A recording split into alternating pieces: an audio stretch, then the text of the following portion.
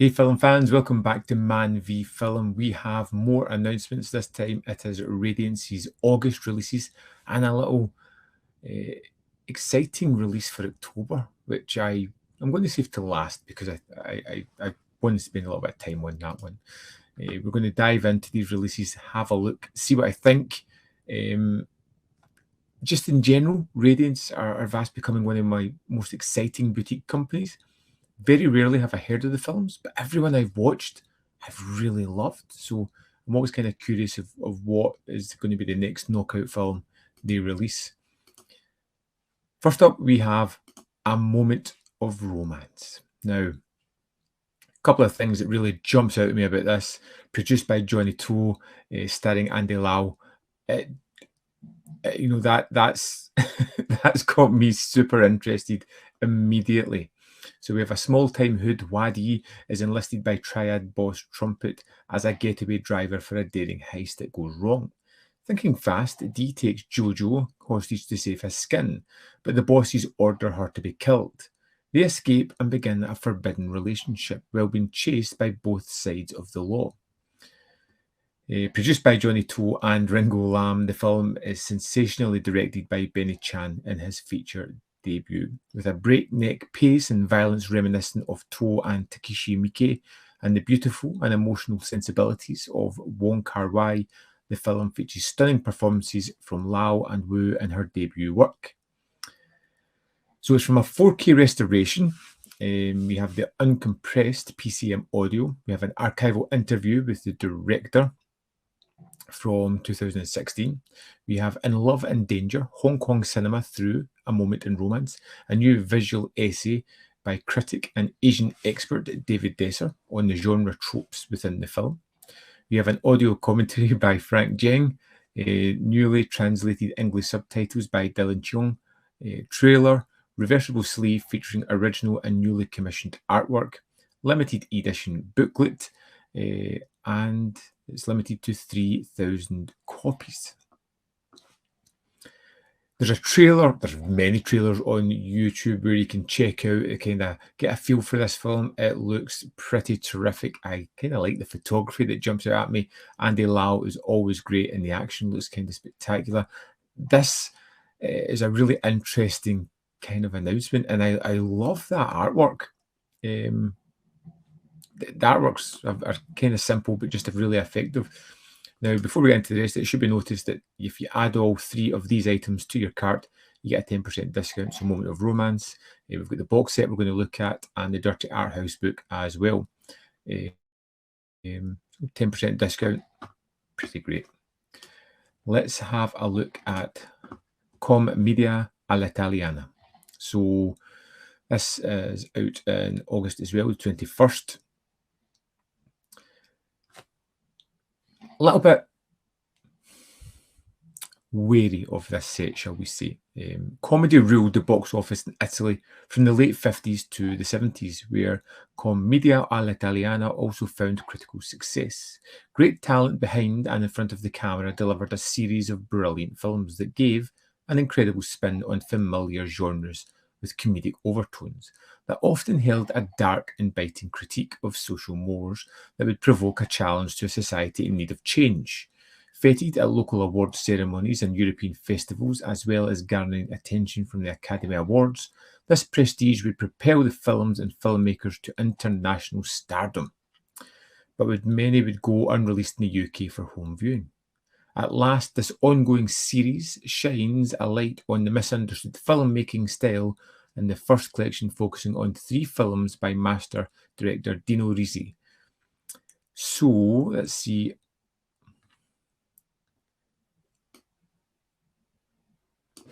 The first collection, alluding that there are more to come here, which could be reading more into it. We shall see. Let's see what we have here. From a prestigious lineage in the ancient art of satirical theatre in Commedia dell'arte, the Italian-style comedy distinguished itself in the late 50s from the earlier broad comedies popularised with the likes of Toto and Vittorio De Sisti. A ruthless approach to social satire focused on cynicism and the grotesque, An early example of the switch in tone can be found in Risi's Il Vedovo, in which Italy's preeminent comedy actor Alberto Sordi plays a philandering husband of a wealthy and successful woman who simply tolerates her husband's ineptitude until he sees a potential plan for her death, which would result in a great inheritance for him. One of the greatest Italian actors of all the time, Vittorio Gassman, known as Il Mattatore, the showman, earns his name from this film and the wonderful performance as an actor with the uncanny ability to mimic regional accents, allowing him to pull off a series of scams. Dino Risi directs this classic comedy, which was nominated for the Silver Bear at the Berlin Film Festival. And finally, in this set, a career highlight for Risi and his star Gassman, Il Sorpasso isn't just one of the heights of Commedia all'Italia, but of all Italian cinema. Jean-Louis Trintignant plays Robert, a shy law student who meets Bruno, a larger-than-life Roman playboy who convinces Roberto to join him on a road trip from Rome to the Tuscany countryside. Their travels teach them about each other and themselves, oscillating between comedy and tragedy with powerful and affecting commentary on the easy life. Long admired in Italy, the film has influenced comic filmmakers, and Radiance is proud to present this seminal film from a new 4K restoration. So you get a 4K restoration of Il Sorpasso, high-definition digital transfers of Il Mattatore and Il Vedovo presented in world premieres on Blu-ray, uncompressed Italian mono, newly translated optional English subtitles, newly designed artwork based on original posters. You get an 80-page booklet on this one, and it's limited to 3,000 copies. Il Sorpasso, The Easy Life, you get an appreciation of the film by Richard Dyer, an archival interview with Rossi, with critic Jean Gilly, Jean-Louis Trintignant on Il Sorpasso, an introduction of the actor by the French TV broadcast of the film, L'estate de Bruno Cortona, an extract from the documentary made for the 50th anniversary of Il Sorpasso, and on a Trintignant kick, an audio essay and tribute to the actor by author Tim Lucas, looking at his life and work in the 60s. That sounds quite interesting. We have Il Mattatore, interview with Andre Bini, author of Male Anxiety and Psychopathology in Film, comedy Italian style. Speaking with Gassman, a documentary on the working relationship between Gassman and Risi by Risi's son Marco from 2005. Love and Larceny, an appreciation of the film and Gassman by the director of The Artist. Il Vedovo, we got a visual essay by Italian cinema professor. Alberto Sordi, a visual essay by Kat Ellinger about the great Italian actor, who name doesn't jump out at me as yet. So this is out on the 21st of August. I'm a little bit wary simply because I've not found Italian comedy to be all that great. Most of the things I've seen have been dated, rather unfunny, and that just makes me a little bit wary. But it's Italian, so I'm going to get this and check it out at some point. And finally, from this announcement video, we have Messiah of Evil, which has an early bird price of £20.69 if you order now. I think it says at the bottom here there is release date of the 23rd of the 10th. I've had Messiah of Evil recommended to me a number of times. I have never just got around to checking it out. I've seen the trailer. It always looks kind of cool. It gives me Dead and Buried vibes a little bit when I watch that, which I loved, so I'm interested in this. A woman arrives in a sleepy seaside town after receiving unsettling letters from her father, only to discover that the town is under the influence of a strange cult that weeps tears of blood and a hunger for human flesh.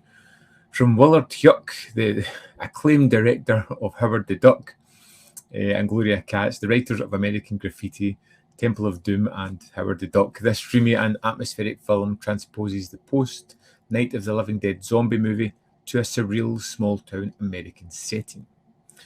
Presented in its gorgeous Technoscope visuals that echo the stylish European horror of Bava and Hammer, a true cult film, Messiah of Evil, which also was released as Dead People, has overcome distribution challenges to enjoy growing awareness and high acclaim after decades of word-of-mouth enthusiasm amongst horror cinema fans and critics around the world. It's got a new 4K scan. It's uncompressed mono PCM audio. We have a commentary by critics, horror experts, Kim Newman and Stephen Thrower, archival interview with the director, Willard Hyuk, a new documentary on the film with more information to be revealed, visual essay on the American Gothic by Kat Ellinger, trailer, subtitles for the deaf and hard of hearing, reversible sleeve, limited edition 80-page booklet, and it's limited to 3,000 copies. There we have. So early bird pre-order price 10% off, valid until the full specs announcement. This is exciting. This is really exciting because it feels like a different tact for Radiance to go in. Early 70s horror film. I can't wait to finally get this and check it out. It should be terrific. Something I am really excited about. And there we have it, the kind of announcements from Radiance Films at the moment. I think I'm interested to get my hands on the box sets, I suppose, to see if I can be won over by Italian comedy. The Benny Chen one is just, looks my cup of tea, and Messiah of Evil is something that I cannot wait to get my hands on. What do you think of these announcements? Is there anything there that makes you excited or something you want to get your hands on? And in general, what are you making of Radiance so far? Their movies, their releases, what have you really enjoyed? Have you found anything you didn't enjoy as much? Let me know in the comment box, because I really want to know your thoughts on this company so far. Personally, I'm really enjoying discovering a lot of what they have to offer. I've found a couple of new favourites like the Sunday Women, which I absolutely adored, and I'm looking forward to seeing what else I discover throughout the year.